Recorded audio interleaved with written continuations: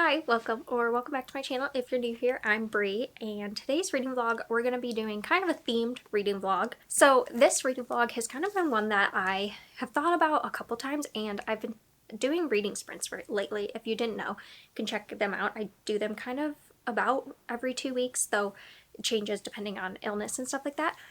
But when we were talking in one of the reading sprints, my friend Karen at Roving Reader was asking me about the book 2263 by Stephen King, and I had told her that I actually unhauled it because I was intimidated by it. And that has got me thinking about me and unhauling books. So I'll start with a little backstory. So in my real life, I tend to declutter a lot of things. I go through like my closets and I get rid of stuff all the time. And once something's left my home, I don't really feel that worried about it. I don't think about it again, and it actually brings me a lot more peace to like not have as much in my home, because as you can tell, I like things. I like knickknacks and stuff, and so I can get overwhelmed when I get too many. So I regularly unhaul things in my house. Now, I kind of got a little crazy with unhauling my books because there's something that I love. Like, I love having my books, and so typically I'll unhaul a book if I've read it and just didn't really like it and I don't feel any kind of sentimentalness to it. That's typically my parameters. I don't really unhaul just because I'm not going to reread something, because to me there's a lot of sentimental value in the books that I read. So really I only unhaul if I didn't like the book. But I've had a hard time with books I haven't read. I've unhauled a lot of books I haven't read just because I felt like I wasn't in the mood for them anymore. And this is to test if I should stop doing that, because there's been multiple books that I just wish I hadn't unhauled, kind of like 2263.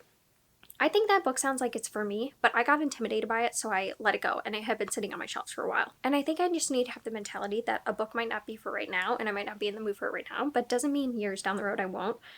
And I can kind of just be a little nicer to myself about unhauling books I haven't read. So I have two that I want to try to read and see if I was right to unhaul them. So we have City of Brass. I had this on my shelf for like 2 years, a year. It wasn't that long. And I unhauled it because I just wasn't in my like high fantasy book reading anymore. And epic fantasy is just not really my thing. And so I thought this was going to be like too epic for me. But then I read The Adventures of Amin al-Sarafi, and it became one of my favorite books of last year. And then I instantly regretted unhauling this. I just had a notion of what S.A. Chakraborty's books were going to be, that I thought they were going to be too epic and too like high scale for me to follow along and enjoy the way I have other fantasies. And so I'm really regretting not continuing this, not keeping it on my shelves. So I got it from the library, and we're going to see if I should read this and continue the rest of the series, and if it was a mistake to unhaul it. Then the next one is the second in the Veronica Speedwell historical mystery series. This one's called A Perilous Undertaking. The first is called A Curious Beginning. And I read A Curious Beginning, didn't really like it. I think I would say it was like a 3.5 star, but there was just something about it I was disappointed by. And I had other books on this in the series on my shelf, and for some reason I got rid of them. And I really, really regret that now, because I had them and I want to continue now. Like, it's been over a year, and now I'm like, I think I want to give it another chance. And so this is an example of like maybe I unhauled too soon. So we're gonna have this one, give it a go. My main issue with it has been just somewhat of the expectations on this series were a little off, which is not the book's fault. It's my fault for assuming kind of something different. So I just want to give it another try, and I feel like I have distance enough from the first book to go into this with an open mind. So we're gonna do that. We're gonna read these two and see if I was right to unhaul them. I think I'm just gonna leave it to 2 books in this video, because I don't want to do just so many that I don't give each one enough time. So we're just gonna stick to the 2 and see if I should have kept them on my shelves. And hopefully the answer is no. I don't know what I want the answer to be. I think that I want the answer to be that I should have kept them, because I want to not feel guilty about keeping books on my shelves for a long time unread. But then if it's that I should have unhauled them, then that would also make me feel less guilty for unhauling them. That makes sense. So I don't know. We're just going to do this experiment, see how it goes. And yeah, let's get into it. Let's get reading. I think I'm going to start with City of Brass, and then we'll go into A Perilous Undertaking. I think that's the vibe. So yeah, thank you for watching. I hope you enjoy, And let me know in the comments if you ever unhaul books and then regret them, because most of the time I haven't, but now I'm getting into the era of regretting unhauling, I guess. So, all right, let's get into it. I'm just gonna take off this for a second because it's super squeaky. Okay, hello. I'm at work and I keep not updating the vlog because I've just been in the weirdest reading mood. But I have, today is Wednesday, and I have a lot of time usually on Wednesdays to listen to audiobooks, because one of the things I do at work, I can listen to audiobooks for a long time. So I know I'm going to make good progress, so I want to talk about it. Everyone's deciding to come to work right now. So I wanted to update on the books I'm reading. Usually I don't have this many people coming in at the same time as me, but today apparently everyone wants to come in. So first, I'm reading City of Brass, as I've said before, and I'm at the 141 page mark, so I'm about like 30-ish%. What does it say?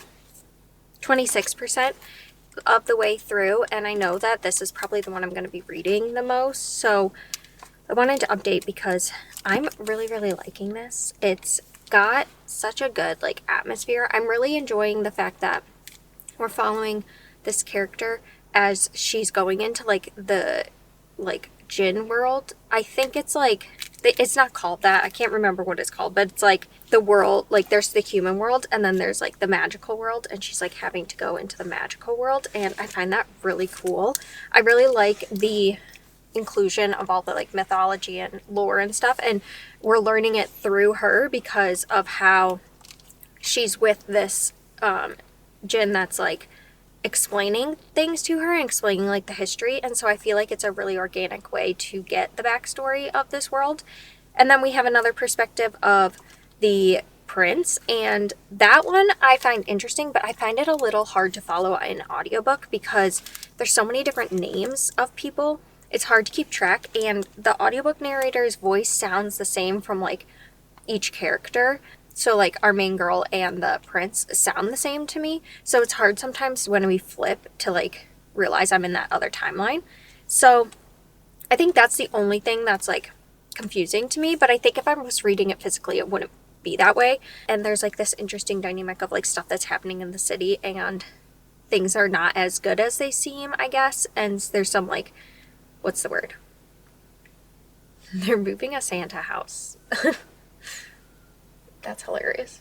There's some like political things happening that are making it so that the city isn't as like content and peaceful as it seems. So I'm interested how Nari's storyline and the princess storyline are going to connect, but I'm really happy I picked this up. I wish I hadn't unhauled it, and I definitely think I'm going to end up picking it up again. So this is a good experiment to see like if I should have not unhauled them, and so far I would say like I should not have unhauled that because I'm really, really, really liking it so much. So note to self to not unhaul too often because you might miss out on some good ones, especially books I haven't read. I feel like that's the key. So then I'm at 26%. Okay, so I'm at like the same mark, like 26% of the way through the Perilous Undertaking, the second in the Veronica Speedwell series. So I'm around the 100-page mark. And this one's hard for me because I am liking the story itself, like the mystery itself. And on the whole, I like Veronica and Stoker and like their dynamic. But there's just this like always this underlying like tension between Veronica and other women, and just like every encounter, it just feels like she's like looking down on other women. Anytime we're getting an interaction, like women are like fawning all over Stoker, and Veronica's like rolling her eyes at it and stuff. And I just feel like I'm tired of like seeing her like pitted against other women, and there's like very few women that she like accepts, and there's always just this narrative of like if she accepts them it's because they're not like other women. And I'm just tired of that personally, but like I like the other aspects of it, and it's not something that's like taking over the whole story. It's just like whenever it happens I just feel like taken out of it a little bit. I don't know, I'm feeling good-ish about it. Like I don't know if I feel bad for unhauling this. I think that it's one that I could just like read through the library and be fine, or if I ever found it at half price, like I would pick it up. It's like a good historical mystery, and I can see like the slow burn tension happening. I just wish we didn't have to like follow this whole like other women suck plot of Veronica's like personality. It just is, it's just tiresome, you know, because like it doesn't need to be that way. There's a way to like show that she finds women that she connects with and finds friendships in other women in a way that's not like then criticizing all the other women. And it's always just kind of like other women only care about like frivolous stuff and like getting married and like men and stuff. And it's like, I just wish we didn't have to have that. So that's my like main critique for this. But other than that, I'm enjoying it. I think the plot's interesting. Like the mystery itself is got to do with artists and stuff. And so I find that interesting. There's like a lot of drama to it. And I like the way that Veronica and Stoker like solve mysteries together. So that one I don't know if I'm going to continue on today. I think I'm going to focus on City of Brass today. But we'll see. I will update you later when I've made more progress on the other ones. But I'm hoping to make the most progress on City of Brass today. And I will check back in later when I have some updates for you. Well, I'm home now and... No. Hello. Well, I'm home now and I have some updates for you. But I also got an exciting package. And I had one yesterday, but I already opened it. But I still want to show you. So I have two exciting things to show you. And then we'll talk about more of City of Brass. So that is Lightfall by Tim Probert, and this is called The Girl in the Guardian. No, The Girl in the Galdrian. And I believe this is a part of a series. I think there might be 3 or 4 out now, but it's a little graphic novel series, and the artwork is just stunning. It's so cute and wholesome. And basically, at the back said everything I needed to know. It says, in the land of Urpa, an ancient threat awakens, obsessed with plunging the world into eternal darkness. Luckily, chance enlists 2 unsuspecting heroes to save the day. Doesn't that just sound so adorable? It's been recommended alongside books that I've really loved, like The Tea Dragon Society, Moth Keeper, both by Kay O'Neill, and then The Bug Boys and stuff like that. So I just feel like I'm going to love this, and I had to pick it up. It just looks so cute, and I'm always looking for more graphic novels to read. They're just the coziest thing to me. And then I have an exciting package here. I had gotten a gift card to Barnes & Noble from my sister over Christmas, and I actually did a smart thing this time, and I pre-ordered books that I was excited about for my anticipated releases, but this one was one that I didn't realize was already out, and I'm so excited for it. I'm probably going to need to get scissors.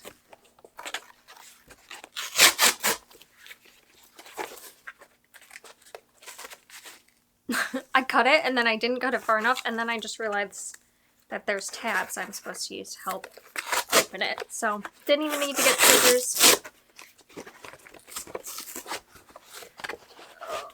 I'm so excited. It's The Witch Would Not by Olivia Atwater. I didn't realize that there was another book out. So this is part of a new series called The Victorian something. But it's set in Victorian England, and it's another, like, this one's supposed to be gothic, dark fairy tale, but romance. And I could not be more excited about this. It says, the fairies of Witchwood Manor have stolen its young lord. His governess intends to steal him back. I can't. I've loved all of them. You can see Half a Soul right back here. Favorite book of the year. Top, like, fantasy romance. So I need this in my life. And now that it's here, I don't think I'm going to be able to stick to the TBR because I need to read this. We'll have to hope that I can stick to this TBR and then I can read this in the next reading vlog. But maybe a reading vlog of these two will have to be in order because I cannot wait. So that's the little book haul. Now let's talk about City of Brass. Okay, so I made it to this much, so 254. So according to this, it says 47%, so I'm almost to the 50% mark, and I'm still really, really enjoying it. I think I will say I'm enjoying Nari's perspective more than Ali, who is the prince. I think because I just like being with Dara and Nari a lot, like their dynamic and just her learning about like the world and stuff is really interesting to me.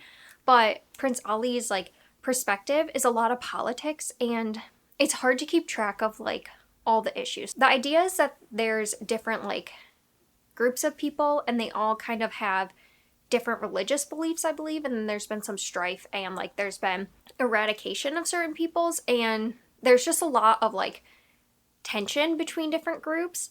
And so we're following the Prince Ali, who's like part of the ones in charge, and his father and his brother, I don't know what they're mixed up in, but it seems like maybe not necessarily something good, and it's definitely not something that Prince Ali like agrees with. But at the same time, I'm having a hard time like understanding what the issues are, and I think it's just from reading the audiobook and hearing a lot of terms being thrown around and not being able to like stop and reference anything. So I kind of think I'm gonna go back and just try to reread some of maybe his sections to see if I can understand it a little bit better. But other than that, I'm really liking it. I like the magic system, and I'm really interested to see like how Nari and Dara are going to like interact with this prince and stuff in the city. And so yeah, I really like it, and I think that the plot is interesting and keeping me engaged. I'm just a little confused on certain aspects. So hopefully by going back and rereading, I will get more of a sense of that, and it will become even better, because right now it feels like a 4-star-ish read for me, versus like if I was understanding that side of it, maybe it could be higher. But because I'm just like not fully understanding, it's keep pulling me out of the story a little bit, because I'm trying to place where every person is and like what their motivations are, and who's like, I can't really like fully form an opinion on like who I should root for, because I'm not sure what. I just know I'm not supposed to root for the king, because he's doing some shady shit that I don't think is okay. But the other groups, I don't know how they're all factoring in, you know? So that's my update for City of Brass. I'm gonna let you know probably when I complete it, unless I have anything like pressing I need to say. But I can already say I will probably be continuing on with the series, just like unless it really nosedived and I didn't like it. But so far, this has definitely been a win of the reading vlog. So there you go. There's my updates. I'm gonna go, and I will see you in a little bit when I have some more updates for you.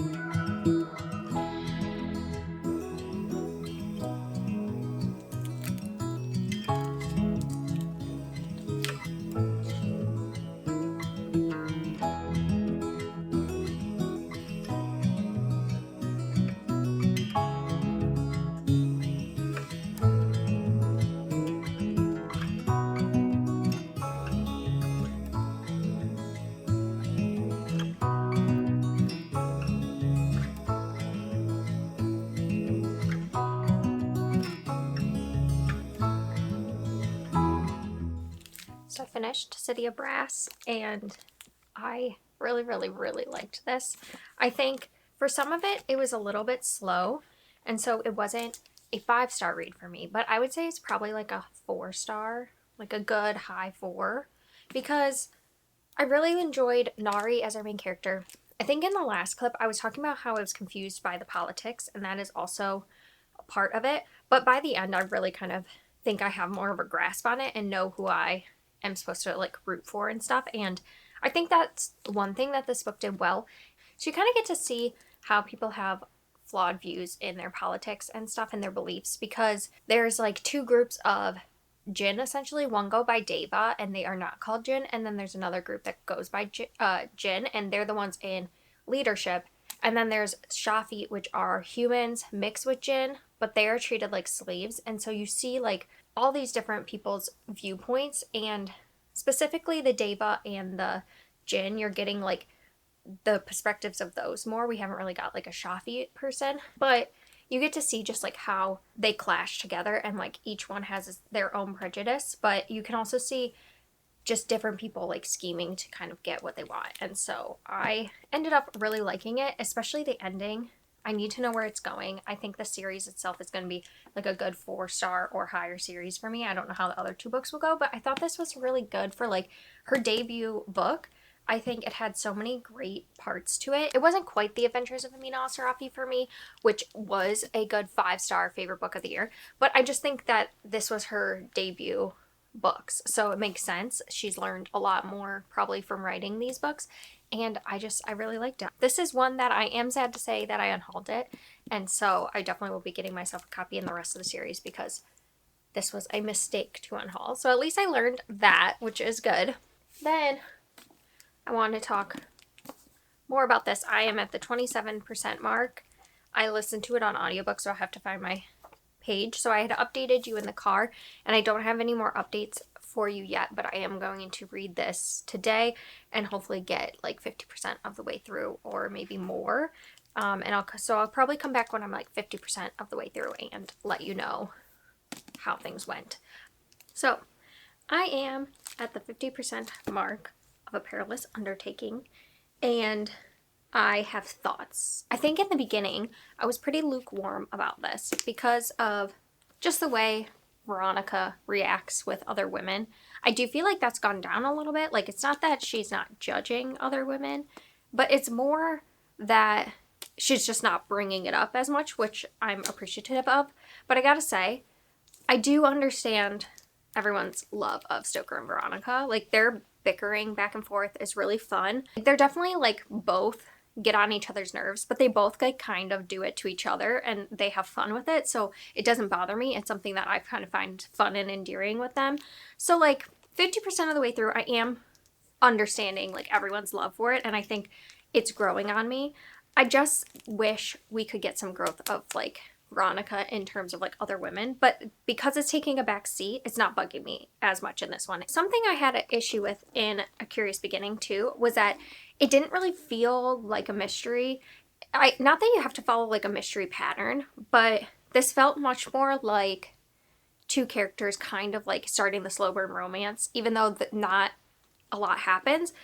It just didn't feel particularly like mystery-like. It felt more adventure because they're kind of on the run versus like having something to figure out. I guess at the end they do, but I think my expectations for what this like series was going to be was just a little different. So I think at the time I gave this maybe 4 stars, but I think it would be like 3.5. And this feels more like in the 4-star range for me, where the things that I wasn't liking about the characters is kind of like taking a backseat, and so they're starting to grow on me, and I really like Veronica and Stoker and like how they work together, and I'm enjoying the mystery side of things. So I think it is moving up.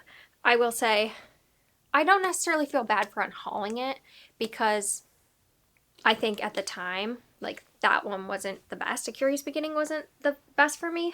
But I do think I will continue with this series, but I think I might just pick it up on audiobook because I really think the audiobook is like conducive to it, and it'd be something like if I ever found it like half price books for like a really good price, I might pick it up, but I'm not gonna rush out to like buy them.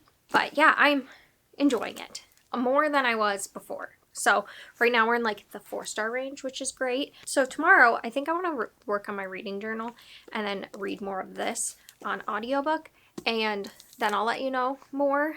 I might check in one more time before the end, but I'm not sure. I don't know how many thoughts I will have because there's just like not a lot to like give away in terms of I don't want to give away plot and stuff. So yeah, I'll probably check in at the end, but I think that's what I'm going to do tomorrow is work on my reading journal and read this.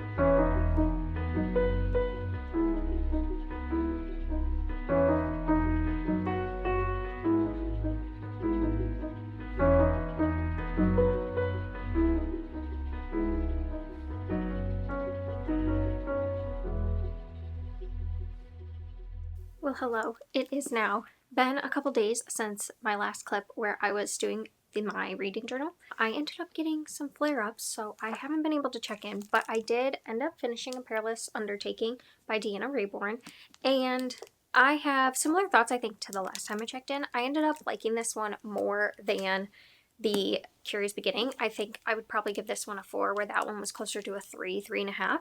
I would say, like, I'm not over the top in love with this series like I was hoping to be, just based on like what everybody's talked about, but I do feel like it's a solid historical mystery series when I'm looking for something with just like some fun banter. But I thought like the mystery, the way it wrapped up, was interesting and a good way to end the story, so I ended up being pretty satisfied with it. And I liked in this one we're getting more of Stoker's backstory, where the first one focuses on Veronica a lot. I enjoyed getting more depth to the characters because I think that that's going to help me really enjoy the series. I just think for me, I like a found family a little bit more, and this is just primarily like a budding romance between them. So I really like stories where there's a slow burn romance, but like if found family's in it, I just tend to like it. So that seems to be what I like really love in my historical mysteries specifically. So when I think about my favorite ones, I think about the Bangalore Detectives Club, which has that found family element, and same with the Rexford and Sloane series that also has that found family, where this is kind of lacking that, and I think maybe that's also something that is holding me back from fully loving it. But I definitely will continue on. And overall thoughts about like this experiment as a whole, I feel mixed because I don't really feel any regret for getting rid of this series. I think I'm just going to keep picking it up from the library, and if I find it at half price for like a really good deal or something, like maybe I would pick it up, but I don't feel like I have to have this on my shelves. So in that case, like I do think unhauling it was fine because I can get it from the library so easily, and the audiobooks are on Hoopla, so I don't have to wait for them. I can just listen to them whenever. And then City of Brass, on the other hand, is one that I do regret getting rid of because now I want the whole series and I want to read it, and it's going to be, I think, a series that I'm really going to love, and probably be a series that I end up having in my top series of the year just from like how much I enjoyed this one. So in that aspect, I have one that I regret and one that I don't. So I don't really know if this gave me any more insight into my reading, but I think maybe just going forward, not giving up on books when I just feel intimidated by them, but like in cases where I feel like I'll just pick it up from the library, I'm not in love with the series, then maybe unhauling is okay. So I think I'm kind of gonna modify my approach to getting rid of books that I haven't read before. So I hope you enjoyed this little experiment, and I hope it gave you some insight into my reading and my brain. But yeah, I hope you enjoyed, and I will see you next time.